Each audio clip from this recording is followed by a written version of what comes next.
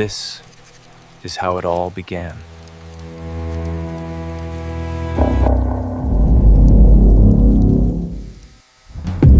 I bought an old piece of land in the forest, where an abandoned village once stood.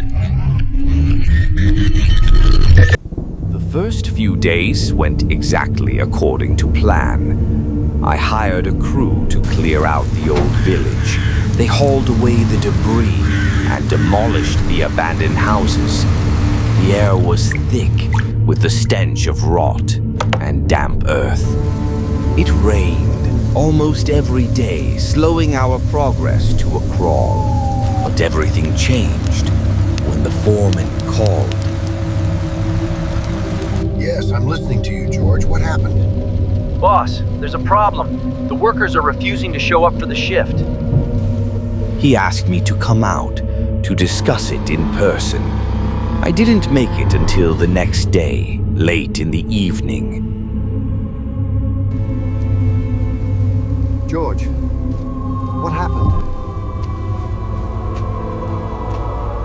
Boss, here's the thing. The men don't want to come out to work.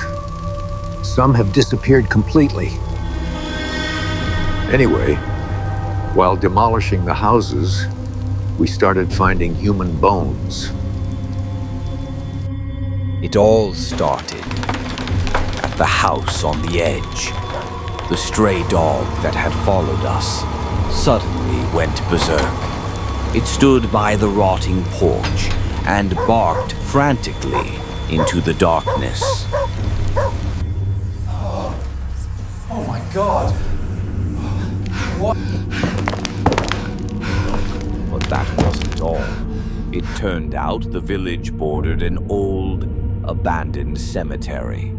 The crosses there had long since grown into the trees, and the graves had been wiped from the face of the earth. But the most unsettling thing waited for us on the outskirts. A ravine, or rather a chasm. What struck me most wasn't its width, but the fact that it seemed to have no bottom. We dumped construction debris down there.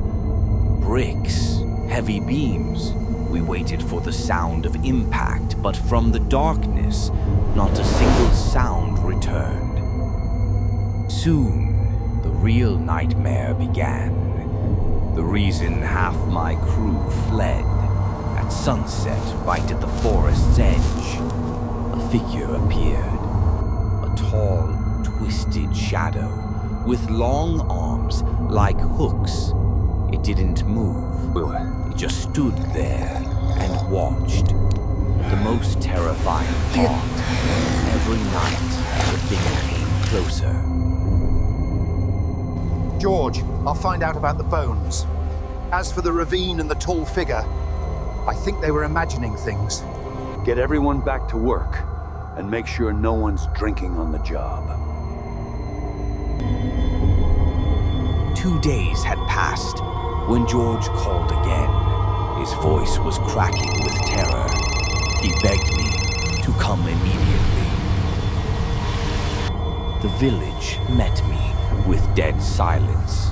It seemed no one was left. Only in the window of a single trailer, a dim light glowed. I yanked the handle, locked. But a split second later, the door flew open. Get in! And George's strong hands yanked me inside. He slammed the bolts shut, sealing us in. The air reeked of alcohol and pure fear. He nodded at a rotting notebook on the table and began his story. We found it by mistake. We checked an empty house and found a hidden cellar. In the corner sat a small, motionless figure.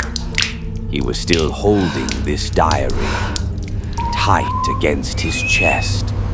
I began to read. And page by page, the true horror dawned on me. The root of all this evil is right here,